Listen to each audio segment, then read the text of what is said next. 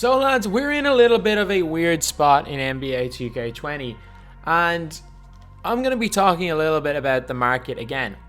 And I know obviously there's a lot of new really good cards. There's so much we've gotten in my team. Unfortunately, I'm pretty sure the moment challenges are glitched. Someone was telling me, yeah, so if you go into the moment challenges, you literally get an error, which means they obviously tried to put something up and something bad happened. But I'm guessing realistically tomorrow or next day we see spotlights. Even though I thought spotlights were going to be done. Thankfully, Robbie, 2 Bros Gaming, said spotlights are not finished, which is great because, again, things that 2K have done right this year, spotlights is one of them, Evos is another. They are 2 things 2K has done fantastic this year, and I don't really know if there's anything else 2K has done this year, because apart from the 2 of them, this game is literally the same as NBA 2K18 or 2K19. Oh well, triple threat maybe, offline. It had better rewards at one stage, and they gave the same as that everyone has. But yeah, that's kind of it. But pretty much what I'm going to be talking about is the market, because it's stabilized a little bit, and I'm going to be telling you guys how to take advantage of things like market crashes and how you can make a little bit of MT on them. However, one thing I'm going to say is my tips are just little bits of advice.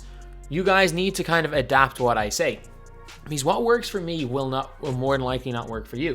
And as I always say, if everyone's going out with the exact same tactics, no one's going to succeed. It's going to be an absolute disaster. Everyone's trying to buy and hoard the same cards and sell them all at the same time. So pretty much that's what it's going to be. It's going to be a couple of tips. I've probably given some very, very similar tips. Some tips from previously will work now, and whereas some tips that I would have given, heck, even 3 weeks ago, trust me, will not work. Trust me, they will not work in any way. And first up, I'm going to talk about investments and what cards you should not invest in and when you should not invest in cards. So like today is probably the most dead the market is going to be. Like if you're looking to sell cards, today's a pretty good day to sell. Again, make sure you're checking the prices. You're not selling for anything like dumb. If cards are way cheaper than you expect, means people are selling, then don't sell, wait for a different time.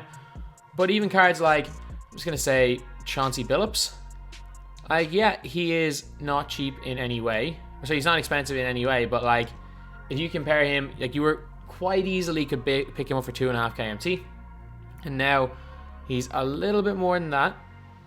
Still not the most expensive card in the world. Let's see how pricey he is. Like as you guys can see, 4,600 more than that. You were, without question, you're picking him up. Okay, so he's around 5,000. Thereabouts. But you were picking him up for 3 KMT. Every second refresh, you were picking him up for 3 KMT back 2 or 3 days ago. So if you bought a load of him, obviously you're making a little bit of a profit. However, I have a feeling that we're going to get quite soon, we're going to get Flash, Flash, what are they called, super packs? Because there's 3 Flash packs. And then when we have 3 Flash packs, all these cards are going to completely go down in price. And that's the thing.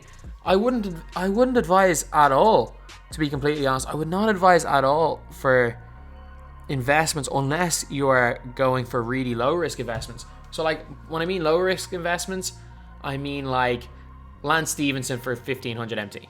Like there is no way that he goes for less than 1,500 MT. Like as you guys can see, he's now 5 KMT. I could probably make a little bit of a profit on. Actually, no, I couldn't. If I bought the 2 of these, I could probably make a tiny bit of profit, but it's not worth it in the grand scheme of things. For like a 200 or 300 coin profit.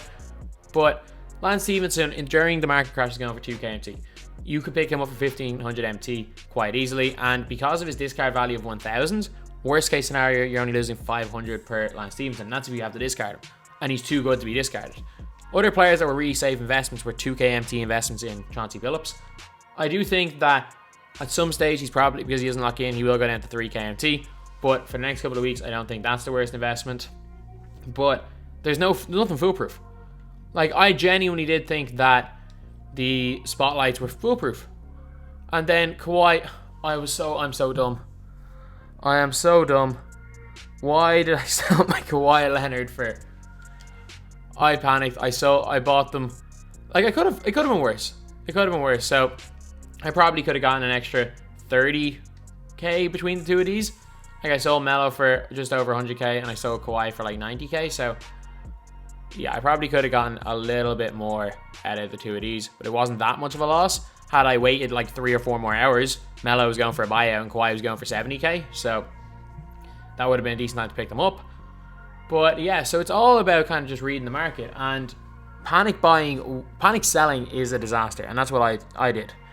Panic selling is a disaster because 2K don't release cards every day, which is good for people that are looking to kind of invest in certain cards, because there's going to be dead days in the 2K market. So for example, if they do release packs on Friday, well, they release packs almost every Thursday or Friday, one of those 2 days, and we also see new packs pretty much every either Monday or Tuesday.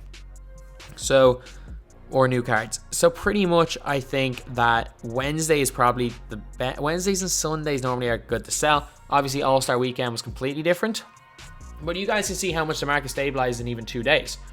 How 2 days after they released the Moments packs, the All-Star Moments packs, like they're still there, but how 2 days later you're seeing all the cards creep back up in price. So even like Derrick Jones Jr., who was going for maybe 22k, like you were able to get him for buyouts at that price.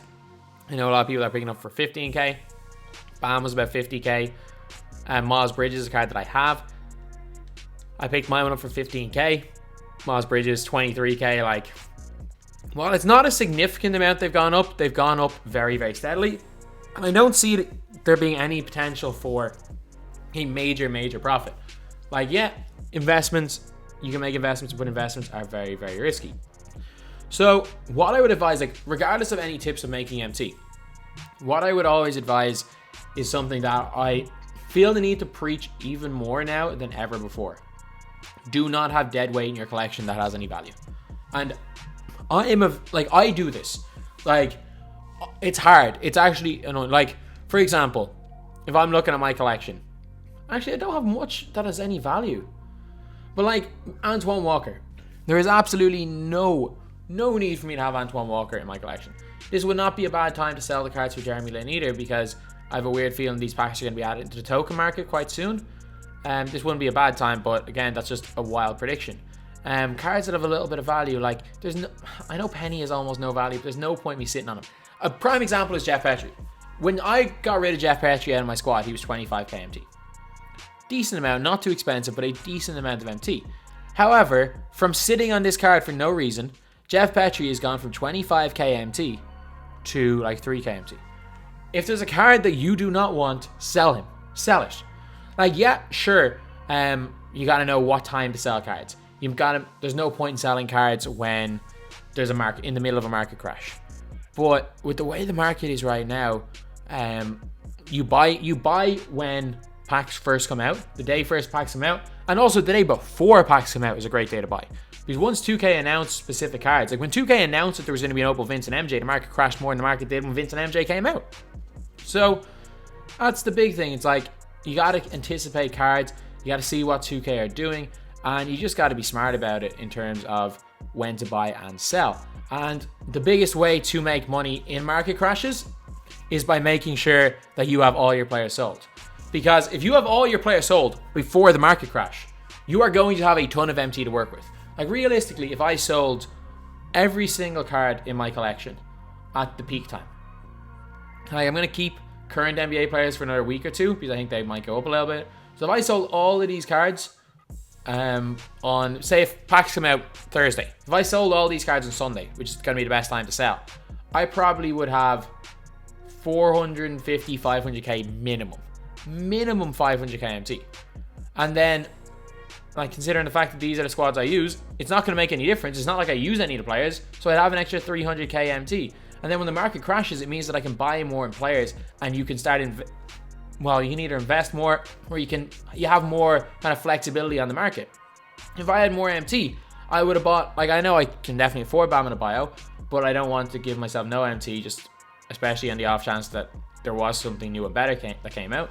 But it was something like I didn't want to buy Bam for 70k or for 50k and then be down to 150k, and that would have left me with a lot less MT to work with in general. But if I had 500k MT, I wouldn't have thought twice about buying Bam at a buyout, and he's now more expensive and he'd be a great player for the team. So That's the thing. Like, you want to accumulate as much MT as possible and keep as much MT as possible, because during market crashes, that's when you want to buy cards. It is not when you want to. It's not when you want to sell, because there are thousands of people. One, there's thousands of people panic selling. Two, there's thousands of people opening packs, so they're selling players. So it's one of the two things. You're either panic selling to get enough MT to get cards, or you're opening packs and you're just selling the contents of the packs. So that's hence why you were seeing Chauncey Billups for so cheap. Hence why you're seeing Steve Nash so cheap, because their packs so often. Hence why you saw Lance Stevenson for so cheap a couple of weeks ago. But yeah, that is pretty much it. Not really that long a video, just a few tips on how to keep your MT and keep as much MT as possible during the market crash. And again, it's to keep your team as cheap as possible. Like, if you look at my squad by players that aren't locked in, I've got probably 10k in Malone, 5k in Fields, maybe 10k right now. So maybe 20k, 30k, 10 on Turner, 50k, 70k, and 75k I have in my squad. And I bought these for probably 55k. So the fact is that I've got players locked in and around 55k. So there's no reason, like, again, if you guys are, obviously you have your Michael Jordans and stuff, I'm not going to tell anyone not to buy those cards. But if you guys want to keep your MT as high as possible for maybe in a month or so, when you want to spend all your MT and blow it on a bunch of opals, you can, and you'll be able to afford it. But like cards like Lance Stevenson, Chauncey Billups, Bridges, the free Simmons, a bunch of cards that from Spotlight Challenges, Lynn, Miles Turner's fantastic, Malone's fantastic, Landry Fields. These are the type of cards that if you really, really want to make the most of a market crash, you should get these cards. Because if your team is like my team on PC, if the team that you have is like, I don't know, you have like the 98 Giannis, you have Bam, Derrick Jones Jr., and then a bunch of like premium cards like T-Mac and a bunch of cards Magic, AD. The next time the market crashes, which is going to be sooner rather than later, because 2K are going to have to keep outdoing themselves, we may not see opals in every pack, but we're going to start seeing opals very consistently from probably the start of April this year. Maybe even May, we're going to be seeing opals consistently. So pretty much that's what it's going to be. The market is in the process of absolutely being destroyed. If you have a bunch of cards, sell them, but know when to sell them. Keep your team as cheap as possible, and trust me, you will reap the rewards later on in the year. This is something that if I wasn't lazy, I would be doing, and it's something that I probably will take the time to do on Sunday to build up a big chunk of MT, but it is just sheer laziness why I haven't done it. But again, this is what I'm planning on doing anyway, quite soon, and it's what I believe. If you guys don't want to be screwed by the market crash, because I'm getting comment after comment after comment of people saying that the market crash is screwing them, their team loses half their value, and that happens. The higher overall players always lose their value. Like the 98 overall Giannis. The 98 overall Giannis, this is 96 one, is going to lose half of his value at some stage. Maybe even 3/4 of his value at some stage when a better Giannis comes out, because there will be a better Giannis. However, Chauncey Billups will not go any lower than 3k MT. Miles Bridges, while he may lose some of his value, even if he loses half the value, if you pick them up during the market crash for 12k MT, you're still probably getting 6k MT. You're only losing 6k MT. However, when you're paying 300-400k for MT for a player and suddenly a better one comes out, you're losing 150k MT. So you should never have MT tied up in a player, especially one that there's a chance of them giving out a better card for, and a card they're going to give out a better one. It's just like LeBron James. I'm not going to say to sell LeBron James because he is very, very fun to use, but it's like LeBron James. We know for a fact he's going to be a better LeBron, and we know for a fact he's going to be an opal point guard LeBron as well. So it's just one of those things. You're like, is it worth spending 350k on him now for in a month and a half's time, maybe 2 months most? You're going to see this card for around 120k. This card will be a buyout at some stage. I'm telling you, he will be a buyout. Maybe, I don't know when it'll be. It all depends on when 2K release packs, but these cards depreciate so quickly in value that you should never have MT tied up in them, and that is how you can get screwed by the market crash. That is what not to do in general, because the market keeps crashing. And again, keeping the team as cheap as possible, using cards you've locked in, using rewards, is how to keep as much MT as possible in a market crash. So anyway, yeah, that is the video. Pretty much just a small bit on how to invest during the market crash. types of players to invest in, how to make MT, and also how to make sure you keep all your MT during it. Anyway, that's the video. Thank you guys for watching. Please like, comment, and subscribe.